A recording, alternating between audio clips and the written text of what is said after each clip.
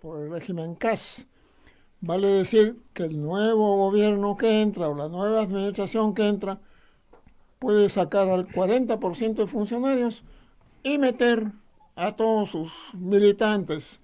Entonces resulta que el sector público se transforma o se continúa siendo el botín político de los partidos. Y entonces esto hace que, por ejemplo, en el campo de las inversiones, los ingenieros que estuvieron en la administración saliente, que adquirieron una experiencia, son sacados de lado e ingresan nuevos que no tienen ninguna experiencia. ¿Qué opinan ustedes sobre ese planteamiento? Sí, Martín. justamente Franzo, Daniel, Rubén tenía que comentar acerca de esto, ¿no?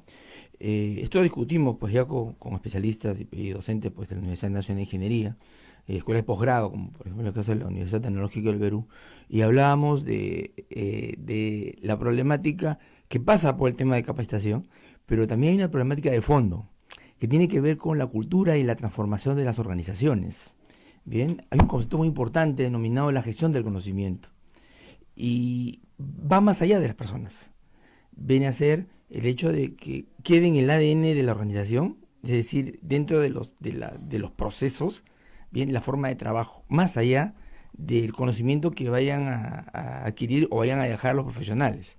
Bien, claro que esto es todo un proceso, bien, pero tiene que desarrollarse justamente para que estos factores y ruidos como pues, cambios políticos, rotación de personal, pues tengan menor impacto, bien, en estos procesos que en realidad son de largo aliento, no son de un año, 2 años, posiblemente son de 3 o 4. Entonces, si logramos esto, parece que deberíamos apuntar también a asegurar que la organización imprima dentro de sus procesos, bien, la forma de trabajo que asegure que haya continuidad, más allá de las personas. Claro. Bueno, sí es cierto, es muy complejo el tema. Rubén, ¿querías agregar algo? Sí, Otoniel, yo te doy toda la razón en lo que tú acabas de decir. Y quiero poner un ejemplo concreto que lo hemos tratado en el doctorado. Estoy haciendo un doctorado en políticas públicas y gestión del Estado en el CAEN. Entonces uno de los profesores nos comentó lo siguiente. Dice, Italia hubo un momento dado que al primer ministro lo cambiaban casi pues con una frecuencia tal, inmediatamente. Pero Italia como país, sin problemas. ¿Por qué? Porque el aparato público es meritocrático y se mantiene en el Estado. Entonces, ese es un punto gravísimo que tenemos en este momento, donde, digamos, los roles involucrados tienen que estar, servir, y las propias entidades y la decisión política de mantener un aparato estatal con una línea meritocrática muy clara y sostenida en el tiempo.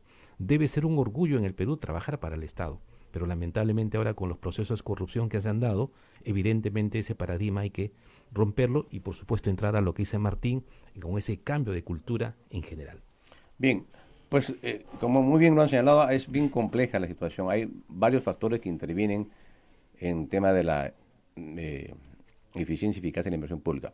El primer factor, como muy bien lo ha señalado Otoniel, es el tema de que tiene que haber una carrera meritocrática de acceso a esos roles, ¿no?, de los funcionarios que se ocupan de manejar la inversión pública en las entidades públicas. Primer asunto. El segundo problema que hay es el problema de las remuneraciones. O sea, no podemos tener altos especialistas con sueldos de 3.000, 4.000 soles, ¿no es cierto? No vamos a conseguir pues un buen funcionario. Entonces, problema remunerativo, tenemos que crear un nivel de ingreso necesario y suficiente, ¿no?, para el área correspondiente de inversión pública en las entidades del Estado. El tercer problema es el problema de la especialización, ¿no? O sea, necesitamos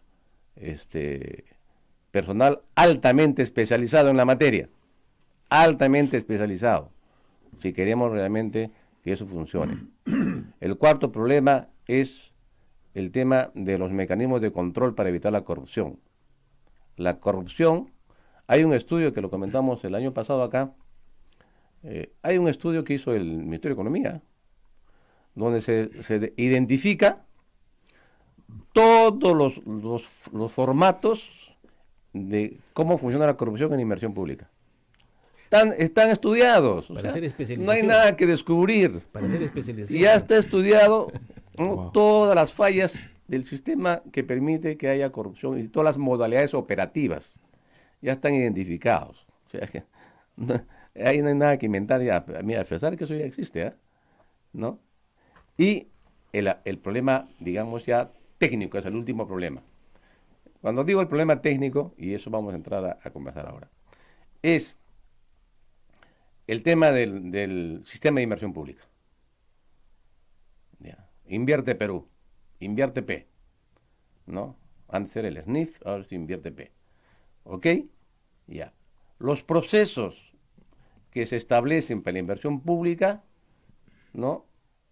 Desde mi punto de vista, son engorrosos, burocráticos y no permiten, ¿no?, la eficiencia de la inversión pública. Entonces, ahí hay que corregir. Se ha corregido en varias oportunidades este sistema, es un sistema administrativo del Estado. En varias oportunidades se ha hecho ajustes, se ha ido corrigiendo, ¿no? Pero sigue siendo un grave problema en la parte operativa, ¿no? Hace un tiempo, acá también invitamos a un especialista en esa materia y decía, ¿por qué una entidad pública, un municipio, un regional, tiene 20 proyectos, una licitación para cada proyectito? Entonces tiene 20 licitaciones. ¿Por qué no hace una sola? Junta todo, un solo paquete, una sola, y ahí resuelve un montón de problemas. O sea, ¿por qué no lo puede hacer? O sea, entonces viene una empresita, otra empresita para el otro proyectito, otra empresita del lugar, la empresita cobra su primera plata, se desaparece, ¿dónde está? Se quedó la obra paralizada y así sucesivamente. O sea, eso me parece, o sea, hay cosas, digamos, de sentido común, ¿no?, que deberían resolverse inmediatamente, ¿no? No sé qué pasa con los expertos de la PCM o del Ministerio de Economía y Finanzas. Entonces, entremos al tema de la parte técnica, del sistema de inversión. ¿Qué cosas podríamos mejorar a partir de la experiencia de los panamericanos, por ejemplo? ¿Qué podríamos mejorar y qué cosas se puede hacer para que haya una mayor eficiencia y eficacia en la inversión pública? ¿Cómo no? En el caso mío en particular, como tuve la oportunidad de ser jefe de proyecto de los Juegos Panamericanos del año 2017, entonces he visto de cerca justamente la parte de inicio. Pero yo acá quiero señalar todo un tema que es sumamente importante y aprovechar tu programa, estimado Franz, para señalar lo siguiente. La sede de los Juegos Panamericanos se ganó en octubre de 2013. Octubre de 2013. Y digamos, y los Panamericanos están programados para el 26 de julio del 2019, ¿cierto? Entonces ya estaba definido cuándo se ganó la sede y cuándo tenía que empezar los Juegos Panamericanos. Sin embargo, del momento que se gana la sede 2013, octubre, hasta a más o menos 2015, finales, y un poco de 2016, prácticamente no se hizo nada. Buenos días. No se hizo nada. Entonces, ¿qué ocurre? Recién a partir de ese momento entra un equipo de funcionarios, gente experimentada, y hicieron lo primero que tenían que hacer. ¿Y qué es lo primero que tenían que hacer? Cambios en el marco legal. ¿A qué me refiero? Cuando yo entré ya como jefe de proyecto, encontré que se tenía listo 2 decretos legislativos muy importantes. El decreto legislativo 1335 y el 1248. Esos 2 decretos legislativos lo que hacían es que los Juegos Panamericanos, todos sus proyectos salgan del sistema de contratación del Estado. Porque si entrábamos al proceso del sistema de contratación del Estado, no se llegaba a terminar y tener las sedes listas para los Juegos, para empezar. Entonces, ese tema, basado en lo que tú hablas del sistema de contratación, yo creo que es un tema central que lamentablemente es un grave riesgo para nuestro país. Y sí estoy de acuerdo con muchos decretos que se han dado últimamente que hacen un cambio total en el manejo de esto. Muy bien, Otoniel Velasco. Ahora, una pregunta ahí, conversando con un ingeniero que ha trabajado en los Juegos Panamericanos, él me señalaba lo siguiente. Bueno, lo que pasa es que la normatividad para priorizar los proyectos establece que la oferta de menor costo es la que se acepta. Aunque más allá inclusive de las cuestiones técnicas. Y la diferencia con los Juegos Panamericanos fue que ellos se daban como prioridad el cumplir, el ejecutar el proyecto en una fecha determinada. Y si el licitante lograba ejecutar antes, tenía un premio. Pero entonces surgieron los abogados y cuestionaron el asunto. Y decían, no, porque la norma dice así. Y entonces allí los ingenieros se quejan de que a la hora de ejecutar proyectos predomina un pensamiento burocrático que es impulsado por los abogados. Me gustaría la opinión de ustedes sobre ese tema. No, Antes de eso, damos la bienvenida a Giovanna Castañino. Buenos días, Giovanna, gracias por estar acá en Perú 2030. Buenos días a toda la audiencia y gracias por la invitación de poder compartir este espacio con todos ustedes. Bien, Giovanna pues también es una experta en esta materia, así que vamos a tener un interesante debate acá. Muy bien, ahora entonces, sí, la respuesta. Yo diría, Otoniel, ¿sabes qué? Hay que ser bastante claros en este tema. Los Juegos Panamericanos fue un hecho de ruptura en el sistema de contratación público. Los Juegos Panamericanos no han estado en su mayor parte en los sistemas de contratación del Estado. Porque ya lo dije hace un rato, si hubiésemos hecho la secuencia pública que se tiene con el sistema de contratación del Estado, no llegábamos a tener las sedes en su plazo. Entonces, acá ha habido un cambio total. Acá se ha trabajado con las sedes principales e incluso algo más vía acuerdo de gobierno a gobierno. Justamente en mi etapa que he estado como jefe, hemos estado en las negociaciones, en este caso con dos países, Canadá y Reino Unido. Y finalmente, con la opinión de todos los funcionarios que estábamos ahí, tuvo la mejor opción Reino Unido. Entonces es un cambio radical.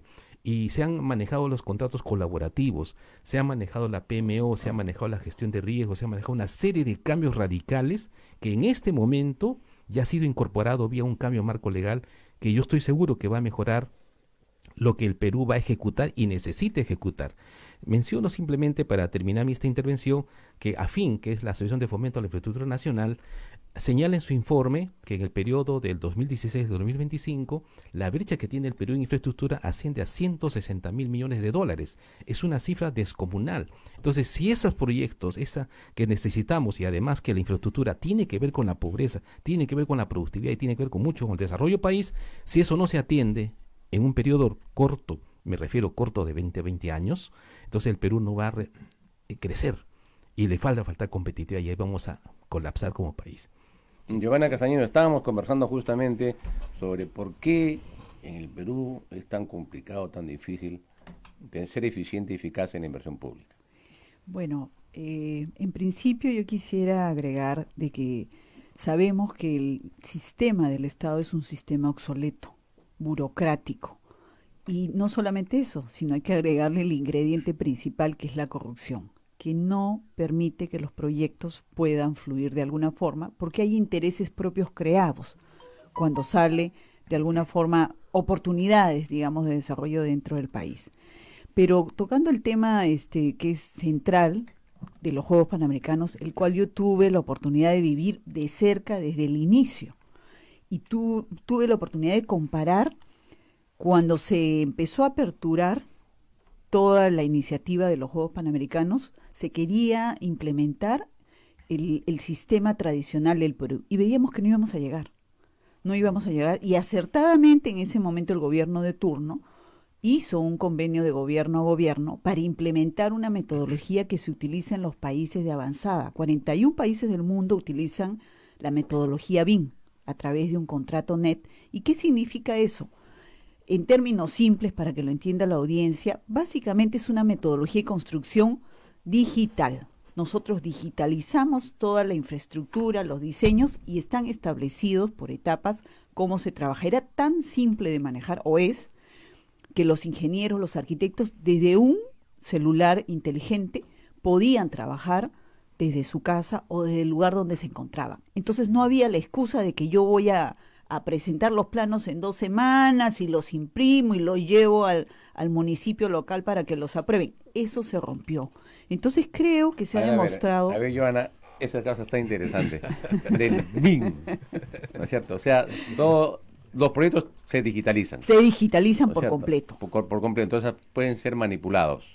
No, porque un sistema de programación digital debidamente estructurado no es tan fácil de manipular. Y esos que están digitalizados, están ahí toda la información completa, la inversión, cuánto va a costar, toda la información. Todo todos sabemos que cuando se elaboran proyectos de esta magnitud, intervienen ingenieros y arquitectos. Ya. Entonces, yo a través de la plataforma digital puedo ver lo que está trabajando el ingeniero. Y de acuerdo a lo preestablecido, entonces yo ajusto inmediatamente mi corrección o el error o la observación que haya podido ser emitida de mi trabajo. Y Entonces, permite seguir cómo se va haciendo el proceso de ejecución de la trabajando obra. en línea, claro, lo trabajas en línea. Entonces esto te Qué permite, maravilla. primero, subsanar el error inmediatamente. Segundo, que no hay excusas de que la próxima semana te lo doy, déjame sentarme en mi escritorio y dibujar. No existe eso. Entonces, digamos que vamos a la velocidad de un rayo, pues, ¿no? Podemos nosotros a través de eso no solo tener transparencia y evitar la corrupción, sino que de alguna forma trabajar a un ritmo acelerado como lo hacen los países del primer mundo.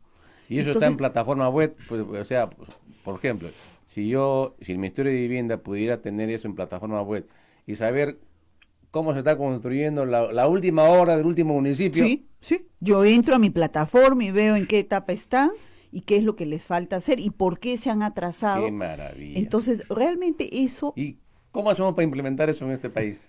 Bueno, yo creo que la primera intención es el decreto 023 que acaba de pronunciar el gobierno, el decreto de urgencia, donde ya aprueba la metodología BIM. Claro. Entonces, en estos momentos lo que correspondería a todos los profesionales que intervienen es básicamente actualizarse.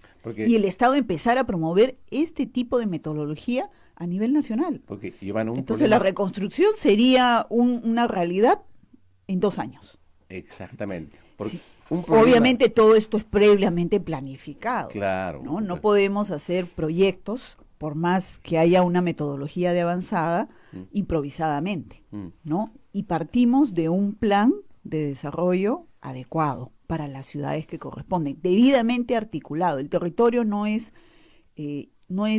aislado de sus vecinos, sino todo el territorio peruano en su integridad debe de articularse por las vías de comunicación, por los puentes, por los servicios que se implementan en cada comunidad. Y yo creo que de ahí se tiene que partir para poder implementar todo el territorio adecuadamente. Y como acá bien lo dijo el ingeniero, en 20 años nosotros podríamos estar en otra escala como país, ¿no? Uh-huh. Uno de los problemas, y para hacer ahora vamos a hacer un pequeño corte, es, pues, esto es un Estado que no tiene información. O sea, no sabe qué está pasando en la inversión pública. El MEF no sabe qué está pasando en la inversión pública. O sea, hay un nivel de desinformación porque la información no está, pues, digitalizada ni en línea, y entonces tú no puedes saber. Y si no puedes saber, también viene el problema de la corrupción, no puedes controlar. Así es. Si estuviera todo eso, puedes controlar y tiene la información. Y les cuento una anécdota. Dice que un ministro de Transporte y Comunicaciones dijo, bueno, le preguntó al presidente, bueno, ¿y cuántas carreteras tenemos en el país? Ya, no tengo esa información. Le dijo, bueno, tenemos que saber qué tenemos en este país. Claro. Bueno, entonces ya el ministro, vamos a hacer un censo. Comenzaron a levantar la información para recordar todo, cuántas carreteras había, de todos los tipos de carreteras, hasta la última carretera. Pasaron unos 3 años. Ya está la información. La información ya se había desactualizado. Ya no servía. Qué gracioso. Bien, vamos a pasar un corte y volvemos en el segundo bloque. Perú 2030.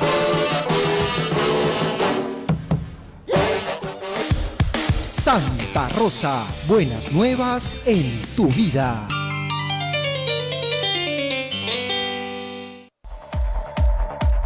Centro Recreacional Padre Juan Zócolis, amplio local campestre donde podrán celebrar campeonatos deportivos, fulbito y vóley, cumpleaños, 15 años, bodas, despedidas, baby shower. Contamos con amplias áreas verdes, zona de parrilla, servicios higiénicos y 2 canchitas de gras sintético para fulbito y vóley, además de playa de estacionamiento privado. Ubicado en la avenida Riva Agüero 2009 en San Miguel. No esperes más y haz tu reservación al WhatsApp 976-199-425 o 976-373-618. Radio Santa Rosa, buenas nuevas en tu vida. Somos los maestros del Perú. Maestros y maestras del Perú, sintonice el programa radial Educación, Democracia y Más Perú, un programa informativo, cultural y pedagógico. Analizamos la realidad educativa nacional todos los lunes de 9 a 10 de la noche por esta su emisora radial Radio Santa Rosa.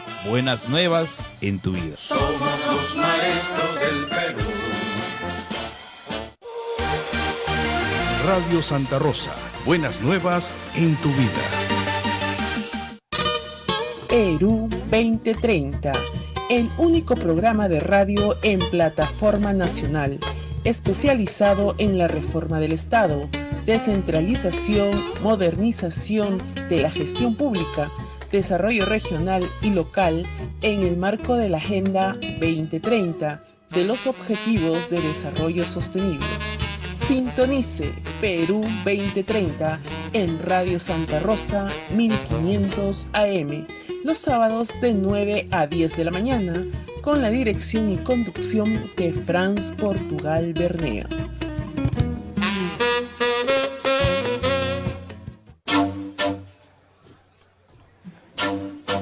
Bien, amigos oyentes, estamos en el segundo bloque de Perú 2030 y el tema central de hoy día es la inversión pública nacional, problemas y soluciones, y tenemos como invitados a Giovanna Castañino, a Rubén Gómez y a Martín Collado. Bien, continuemos entonces con el tema. Sí, adelante, sí, Martín. Justamente quería intervenir al pie un poco de lo que Giovanna nos había comentado, es acerca de estos esquemas de innovación que funcionan y que están probados que funcionan en otras realidades. Bien, y aquí hay varios puntos, ¿no? Pero creo que destaco 3 elementos que son críticos para poder afrontar esta solución. Primero, que más allá de la solución que pueda venir, que pueda ser innovadora, que en realidad en un sector, en el sector de infraestructura, pues está identificada como pues altamente eficiente, bien. Pueden surgir también en otras áreas, otro tipo de situaciones. Entonces, el Estado no podría estar sacando decretos de urgencia para cada nueva metodología. Lo que pienso, pues, que deberíamos enfocarnos a un modelo de innovación y que las políticas partan de ese esquema de innovación y que permitan más adelante desarrollar, por ejemplo, innovación en otras áreas como podría ser también la minería, en otro momento otras áreas en las que puede incursionar. Pero ¿cuál sería, por ejemplo, el modelo de innovación en el campo de la inversión pública? ¿Cómo sería eso? ¿Cuál sería la propuesta? En primer lugar, deberíamos enfocarnos en las personas. Es crítico. Es decir, la preparación, la capacitación y las buenas prácticas adoptadas en otras realidades deberían ser parte de nuestro modelo, es decir, no un modelo rígido. ¿Y quién tendría que, digamos, hace un momento estábamos conversando en intermedio de que para manejar el famoso BIM no tenemos especialistas o son poquísimos, o sea, necesitamos más. Sí. Ya, entonces, ¿cómo hacemos para producir nuevo talento? ¿Quién tendría que encargarse? ¿Quién tendría que asumir esa responsabilidad y decir, bueno, señores, necesitamos 100 de esos señores y vengan acá los ingenieros y los vamos a capacitar Sí. en un programa? ¿Cómo hacemos eso? Franz, acá quiero comentar un asunto porque a su vez, además de ser profesor principal de la Universidad de Ingeniería, también dicto clase en la Universidad de Lima, en la Facultad de Ingeniería Civil. Entonces, ¿qué ocurre? Yo he visto programas, la malla curricular de la UNI, de varias universidades, y ahora también estoy directamente dictando clases en la Universidad de Lima. Entonces, en la Universidad de Lima ha roto todos los paradigmas en el sentido de la formación profesional, especialmente el ingeniero civil. ¿Por qué razón? Porque estos muchachos que van a empezar el 7º semestre, todavía no salen de la primera promoción, todos los ciclos llevan BIM. Entonces, el BIM para ellos va a ser como el Excel, como el Word para nosotros. Entonces, por lo tanto, ese grupo de gente que está saliendo y la gente que está siguiendo es lo que requiere el país en este momento. Pero si a mí me preguntas, Franz, ¿cuántos profesionales modelos BIM necesita el país? Yo pensaría en 25 regiones, 1.800 entes, por lo menos unos, creciendo, 1.000, 2.000, 3.000 modeladores BIM en el país. Porque la gama de proyectos que necesitamos es brutal. Y por eso lo dije claramente. El capital humano es un riesgo para el país en este momento. O sea, el marco legal está avanzado como 8 años, y la formación en los centros de formación profesional está atrasado encima.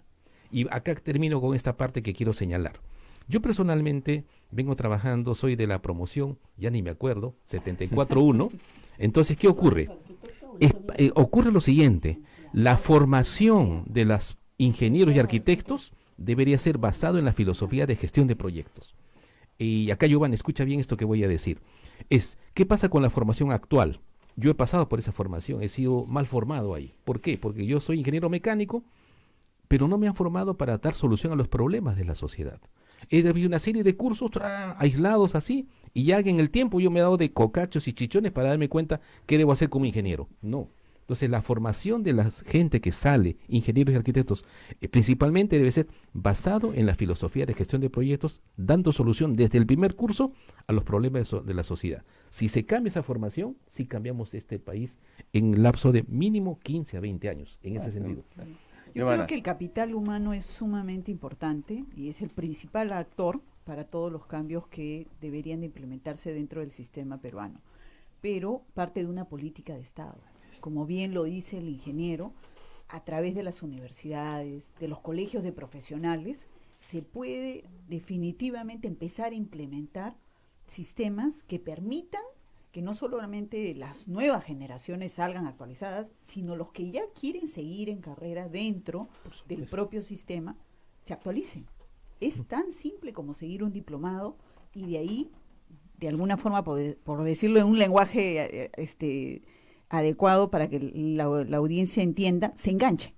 Así es. Entonces yo me incorporo a las nuevas generaciones y me actualizo, porque la digitalización en general es inevitable. Va a suceder tarde o temprano. Y es mejor que sea temprano. La transformación digital, como dicen ahora. Claro, y es mejor que temprano porque nos va a permitir como país empezar a desarrollar con alta tecnología, y eso de alguna forma va a suplir todo lo que queremos nosotros implementar en la actualidad. La lucha contra la corrupción es inevitable. No se puede avanzar si es que nosotros no le hacemos frente a eso, y cuando hablo de corrupción hablo de todas las escalas. El ciudadano de a pie, cuando va a una municipalidad y quiere tener acceso a un plano, Dios, te puede tomar un año y no lo logras. Y eso es producto de la corrupción, de una normativa que solamente entrampa. Pero si lo tenemos digitalizado y articulado, porque los municipios están de alguna forma aislados de un órgano central que es el Estado. Por ejemplo, el catastro. El catastro nacional está completamente despedazado. El municipio tiene un catastro, registros públicos, que no tiene trabajo de campo, tiene su propio catastro, y COFOPRI tiene su propio catastro. Entonces, ¿cómo hacemos nosotros para poder de alguna forma articular todo eso? Entonces, a través de la digitalización, se va a poder de alguna forma uniformar, ordenar y empezar a trabajar adecuadamente todos los proyectos de infraestructura. Tenemos 20 años para construir sin parar. Claro. Ajá. Muy bien. Otoniel, querías hacer una intervención. Sí, recogiendo el concepto de política de Estado y digitalización. La política de Estado se supone que es aquella que ha de ser seguida por varios gobiernos. Eso implica que el Estado tiene que asumir la planificación como una metodología de gobierno, lo cual está en cuestionamiento. Pero en el caso de infraestructura, hay la buena oportunidad de que el gobierno actual ha aprobado el PENIC, el Plan Nacional de Infraestructura para la Competitividad, ¿no es cierto? Sí. Que identifica 52 proyectos, los prioriza. Y 1.000 millones de usuarios ahí. Se supone que esos 52 proyectos tienen que ser digitalizados. Bueno, deberían. ¿Quién los va a digitalizar? Entonces la pregunta es la siguiente. Se contrata a ingenieros para que digitalicen todos los proyectos y después se licitan. Pero los licitadores no pueden ser los que han elaborado los proyectos. Así es. Muy bien. Entonces en eso estaríamos de acuerdo, ¿no es cierto? Pero la pregunta es la siguiente. Resulta que también el plan dice que para lograr las metas al 2030 la inversión pública debe ser el equivalente del 6% del PBI. Bueno, el único periodo en el que el país ha conseguido esa meta ha sido durante el gobierno de Alan García. Y ha sido básicamente por el boom minero. El boom minero terminó. Entonces, por otra parte, el gobierno está diciendo el año 2021 va a ser el año de la universalización de la salud. Por otra parte, ustedes con toda razón han dicho, bueno, un ingeniero pues no se le puede pagar 4,000 soles para que sea eficiente. Entonces hay que mejorar los salarios del sector público. La pregunta es cómo vamos a financiar eso, porque el gobierno no está planteando nada sobre eso. Entonces me gustaría que ustedes comenten sobre ese tema. A ver, Rubén. Otoniel, Franz y Giovanna Martín, acá hay varias cosas que aclarar.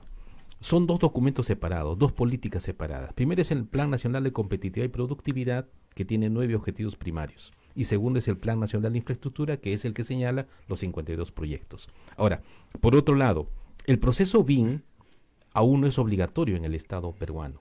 Va a ser, de acuerdo a lo que se dice, el 2030. Pero acá es bueno precisar lo siguiente. Nuestro vecino del sur, este año ya lo ha hecho obligatorio. ¿Y por qué no es obligatorio? ¿Cuál es la razón? Por el momento no, porque evidentemente si lo pone como obligatorio al 100%, si no tenemos modeladores, no tenemos profesionales, entonces morimos acá, se nos van a llenar de profesionales y empresas extranjeras y nos van a botar a otro lado. Entonces, ese es, o sea, en pocas palabras, acá hay otro riesgo, por eso digo, si no ponemos como política pública nacional urgente, prioritario, capital humano, pero con otros pensamientos, se va a generar un clima social en el país tan grande porque no va a haber la demanda de profesionales especializados, va a ser tal que van a entrar empresas extranjeras más, profesionales extranjeros, y los nacionales, ¿qué hacemos? A barrer las calles. Entonces estamos fregados. Entonces, evidentemente acá tenemos que tener muchísimo cuidado. Entonces, por lo tanto, estos 52 proyectos van a trabajar todavía, pero sí con un decreto de urgencia que señala proyectos especiales. Entonces ya se está tomando acción en esto y se espera que se empiece un programa de formación urgente de gerentes de proyectos exitosos. Para esos proyectos del plan de infraestructura, la mitad están ya en ejecución, no es que recién se va a empezar, ¿no? Claro. Están en curso, ¿no? Estaban entrampados, entonces lo que ha hecho claro, el gobierno a través de los decretos de urgencia, dinamizarlos. Así es. Para que empiecen de nuevo a retomarse pues las acciones Así de construir. Ahora, yo quisiera tomar un tema, Fran, si me permites, que dijo Giovanna. ¿Sabes qué? Ahora estamos 2020. Costa Rica es un país pequeñísimo, los ticos, que le dicen así de cariño. Entonces, ¿qué ocurre? Ellos tienen un colegio que se llama el Colegio Federado de Ingenieros y Arquitectos. Ellos han roto el paradigma. Oye, colegio de ingenieros separado, colegio de... No, uno solo. Entonces, pero además de esto, allá en los cantones, porque así le llaman a las unidades geográficas, el proceso de las licencias para hacer proyectos es totalmente digitalizado. No interviene la mano del hombre. Entonces, y eso lo tienen, ¿saben hace cuánto tiempo? Por lo menos 12 a 15 años atrás. Entonces la pregunta es, ¿cómo es posible que el Perú no tenga eso digitalizado? Ahora, si vamos a otro extremo, Estonia, que es el país más avanzado en la parte de digitalización, es el número 1 en el mundo. Los servicios públicos funcionan las 24 horas del día y los 365 días del año. Eso te baja la corrupción, te elimina la corrupción, te acelera los procesos y te hace mucho más competitivo y productivo, que es el tema hacia donde debemos ir. Entonces, por eso digo que tenemos que trabajar muy aceleradamente en todos los campos. Agregar un poco también a lo que Martín. Rubén, es el tema de que eso tiene que estar acompañado con un tema de transformación organizacional. La cultura, no solo en el Estado, en general, en nuestra sociedad, nos lleva siempre a priorizar el papel, ¿bien? En las gestiones personales, en las gestiones públicas, las privadas, ¿bien? Y esto tiene que estar acompañado y también tiene que ser una política de Estado. Sí. Esto acompañado no solo del hecho de la misma capacitación, sino de lo que es la investigación, innovación, desarrollo y aplicación. Porque ahorita pues estamos hablando de metodologías de infraestructura, pero después pueden haber o aparecer otras o existir otras que luego queremos adoptar. Tenemos recursos, y esto es una bendición y a la vez una maldición para el país, que nos permite pues utilizar y aprovechar nuestras riquezas, pero nos entrampa en, digamos, acostumbrarnos a una inercia en la cual nos basamos en la economía, Por eso es que el Ministerio de Economía aquí en el país es el que prima y el que maneja, digamos, las directivas y el desarrollo, ¿no? Pero si fuera lo contrario, si los recursos no fueran los que, digamos, bondadosamente, pues la naturaleza nos brinda, sería producción el que tendría el control. Sin embargo, ¿por qué esperar esto? Posiblemente el cambio climático en unos años nos juegue una mala pasada y perdamos todo lo que hemos tenido, pues por bondad en la naturaleza, y tengamos que acostumbrarnos a producir, ¿sí? Entonces tenemos que preparar varios frentes: la transformación organizacional, ¿sí? Y no solo el Estado, en general la sociedad, el esquema, la cultura basada, pues, en la confianza, que es un tema muy importante. Obviamente derrotar este cáncer que es la corrupción. Primero que hay que acabar con el cáncer de la corrupción, ¿sí? Afrontar el tema de transformación organizacional, ¿sí? Y abrazar lo que es la investigación, innovación, desarrollo y aplicación. Son las bases para poder dar forma a todo lo que queremos aplicar y lograr para que el país pueda crecer, ¿sí? Ahora bien, el Plan Nacional de Competitividad que ha sido publicado, creo que por primera vez con ese horizonte que tiene, ¿no? Así es, ¿no? Con objetivos claros. Claro, sí. Y está definido muy claramente qué brechas quiere cerrar, ¿no? Así es. Bien, ¿qué problemas tenemos actualmente sobre ese tema? Porque ha salido una serie de decretos de urgencia, el 018, si no me equivoco, es uno de ellos, y hay otro más para destrabar, ¿no es cierto?, la inversión, facilitar, mejor dicho, la inversión. ¿Qué es lo que hay, qué problemas tendríamos ahí, además de ese tema de las facilidades que se están dando para...? Yo creo que para hacer un poquito de reseña, el Estado propiamente en los años 90 estaba quebrado. Hizo cambios radicales para poder lograr lo que hoy día vivimos. De igual forma, el nuevo gobierno que entre tiene que asumir nuevos ajustes y cambios y políticas de Estado que nos permita dar un paso adelante y empezar a estar a la vanguardia de lo que existe en el mundo en la actualidad, no solamente en el aspecto digital, sino el capital humano, como hablemos conversado hace unos minutos, y también cuál es el sistema organizacional del Estado propiamente. ¿Cómo es que vamos a avanzar de aquí en adelante y qué política vamos a emplear? Uno de los modelos que creo que se ha empezado a utilizar con bastante éxito, pero se empezó hace 22 años, fue en Australia, donde ellos crearon un ministerio y este ministerio se encarga de implementar a nivel nacional toda la política de infraestructura. Ese es un tema, Giovanna, que también se ha planteado. Debemos crear un ministerio de infraestructura que se ocupe de toda la infraestructura y que el Ministerio de Salud donde se deje de hacer infraestructura, el Ministerio de X Educación, también, ¿no? Porque no sabe hacerlo, pues no es su especialidad, que se dedique a su tema de salud, etcétera. Entonces queremos un Ministerio de Infraestructura, es súper especializado y que haga toda la obra pública a nivel nacional. Claro, ¿Qué te parece esa idea? Sería extraordinario, pero tenemos que partir de la problemática que existe en el país. Cuando hablamos de infraestructura nos imaginamos lo que se va a construir, pero atrás de eso existe el saneamiento físico legal de propiedades, la zonificación, y eso no existe. Es la gran traba que tiene el Estado y el privado antes de empezar cualquier proyecto. Sanear una propiedad te puede tomar 5 a 10 años, tranquilamente. Cambiar de zonificación y te toma un par de años. Y esto, si contamos con la venia del alcalde de turno, pero si no es de nuestro agrado, pasan los 4 años de gestión y no nos cambia la zonificación. Es inaceptable que en el país se cambie de zonificación por cada predio, cuando en los países se cambia territorialmente. Yo tengo una planificación para cada comunidad o distrito y se cambia cuando se debe de cambiar automáticamente a la zonificación. Valga decir, creció la demografía de esa área. Entonces ya ahora no necesitamos, pues, determinadas unidades inmobiliarias, sino que se van convirtiendo en edificios, porque la demanda lo requiere. Donde había un espacio en custodia de la municipalidad local, ahora se implementa un hospital, porque ya la demografía lo requiere. Entonces hago un cambio de zonificación de acuerdo a la planificación que yo la hice años atrás.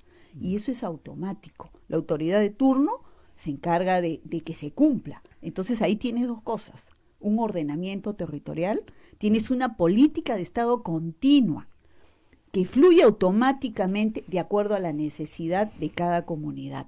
Entonces tenemos que empezar a implementar normativas que funcionen de esa forma y creo que el aliado estratégico acá para lograr eso es la digitalización. Ahora bien, sobre ese tema que has tocado, Giovanna, el tema del ordenamiento territorial, acaba de plantear el viceministro de Gobernanza Territorial, que lo hemos tenido acá en el programa, y además sabe sobre la materia, no sacar la ley de ordenamiento territorial que hace muchos años está atascada en el Congreso, ¿no? Esa ley de ordenamiento territorial tendría que contemplar esos aspectos que tú has señalado, porque habría... Por supuesto. Esa ley, si sale, habría que tener mucho cuidado para ver qué se pone ahí y que realmente funcione, ¿no? Ahora, para buena noticia de la audiencia, los que no conocen, hay un decreto 022 del 2016 que lo emitió Vivienda, donde habla del ordenamiento territorial y de los planes de desarrollo urbano sostenibles. Entonces tenemos cómo implementar 022. Yeah. 022 2016. Ahí en detalle te explica cómo implementar todo el ordenamiento territorial adecuadamente. Obviamente se podrían hacer algunos ajustes, pero en su integridad, cuando yo lo he leído, yo creo que se acerca mucho, mucho a poder llevar en el tiempo al país, en un país del primer mundo, ¿no? Donde las comunidades van y pagan sus impuestos felices. ¿Por qué? Porque tú sabes que cuentas con hospitales, con vías de acceso adecuadas, con escuelas públicas que dan un servicio de alta calidad, ¿no? Pero todo parte de un ordenamiento territorial para contar con todos los servicios que la comunidad se merece. Si nosotros siguiéramos esos lineamientos, no viviríamos el tráfico espantoso que estamos viviendo ahora, claro, porque habría una política de expansión territorial ordenadamente, ¿no? Claro. Para nuestros amigos oyentes, el tema del ordenamiento territorial significa cómo nosotros determinamos el uso del territorio para cada cosa, ¿no? A ver, Rubén. Sí, Franz, mira, acá hay un tema tomando en cuenta los puntos de vista de Giovanna, que es lo que está faltando consolidar en nuestro país. Es pensar como tu programa, dice Perú 2030, yo diría, no, Perú 20, en el Colegio de Ingenieros hicimos Perú 2040, ¿no? Ahora ese plan dice Perú 2050. Lo que hay que concretar y socializar es la visión del Perú hacia dónde queremos llegar en el 2050 y en base a eso comenzar a trabajar en todo. El ordenamiento territorial es una de las variables. Había que ver la innovación, había que salud, educación, había que capital humano, había que ver cultura organizada, una serie de temas con los cuales hay que trabajar. Mientras esa visión de futuro no esté consolidada en las mentes nuestras, cada gobernante que entre va a querer hacer lo que él cree conveniente, y eso no puede ser. Los países avanzados tienen un manejo de perspectiva. Francia, Argentina, que está a nuestro lado, tiene en el Senado tiene su visión de su área de futuro. En Finlandia, si tú vas a cualquier empresa, entidad pública, tienen su oficina de futuro, todos. Entonces eso es lo que nos hace falta trabajar. Una planificación. Así, clara y seria. Y un tema... Sí, Martín, ya estamos con el tiempo, así que las últimas intervenciones. Para comentar, yo recuerdo hace algunos años, un par de años, uno navegaba en internet y encontré un mapa, el mapa de Nueva York, muy antiguo, cuando recién habían fundado la ciudad. Me sorprendí que ya habían definido dónde iba a estar su parque central, dónde iba a estar su bolsa de valores, dónde iba a estar sus centros de innovación. Y no estamos hablando de tecnología, en ese tiempo estamos hablando pues de un mapa que tenía más de 100 años. Y decía, a ver, es que esto no es un tema solo es un tema de voluntad. Es decir, hagamos una planificación a largo plazo, y ellos ya decían, no, de acá a 100 años yo quiero hacer esto. Claro, Chicago es un ejemplo de eso. En 1879 hizo su planificación, que al día de hoy sigue funcionando. Ellos decían, rascacielos de edificios de no sé cuántos pisos, y está planificado. Y todavía no tenían la tecnología. O sea, van a decir, primero es la prospección, define lo que voy a hacer en el futuro, y en base a esa guía yo construyo todo lo que voy a hacer con ese gran objetivo. Claro. Hoy día empezamos a planificar con lo que necesitamos hoy.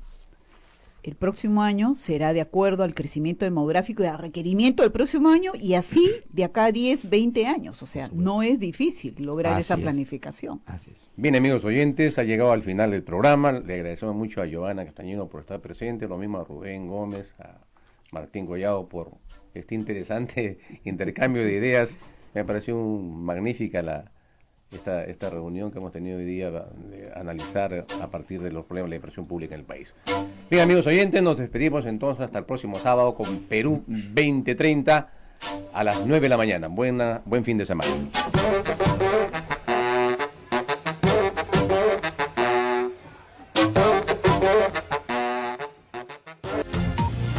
Radio Santa Rosa, comunicando buenas nuevas en tu vida.